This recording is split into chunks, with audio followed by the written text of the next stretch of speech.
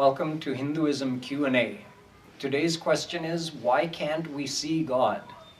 You would think if God actually exists that we should be able to see Him. After all, He's omnipresent. And if you were to mix in some sugar into a glass of water, you would certainly taste the sweetness if you drank that water, because the sugar pervades all the water. Similarly, God is the form of divine sweetness, the form of divine happiness, and He pervades every particle of the universe and of our own being, and yet we're not experiencing that divine happiness. There has to be a reason behind it. The reason is that even though God is omnipresent and He is the form of divine happiness, we have material senses. With material senses, we can only perceive this world. With material eyes, we can only see material things.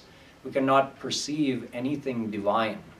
So although God is right here, yet we can't see Him. It's something like if you have jaundice, then even looking at a white wall, it appears that the wall is yellow. The wall is actually not yellow, but you see it as yellow because you have something infecting your senses. Similarly, because our senses are material, even though divine God is omnipresent in this world, we fail to see Him because we are only able to see the material energy, the material matter, which is here. We cannot perceive God who pervades this energy. If we want to see God, we need to get divine senses. And the only way to get divine senses is by surrendering to God.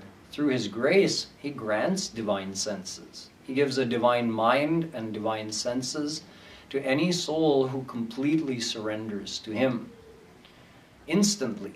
So it's up to us. If we surrender, God graces us, we receive those divine senses, then we can actually see God. Uncountable such experiences have been had by uncountable souls in the past. We can also follow this path to God, become surrendered, and actually experience God. Jai Shri Radhe.